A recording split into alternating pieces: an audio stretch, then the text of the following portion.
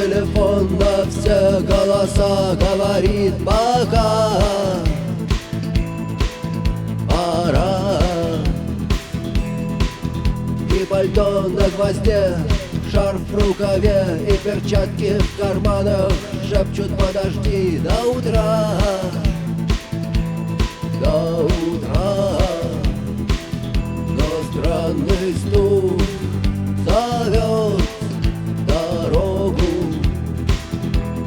Может, сердце, может, стук в дверь. И когда я обернусь на пороге, я скажу одно лишь слово: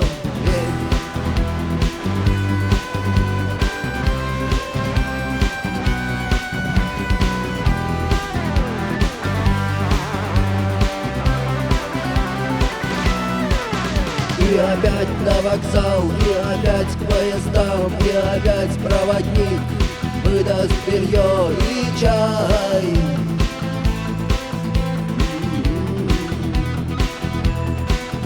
И опять не усну, и опять сквозь грохот колес мне послышится слово: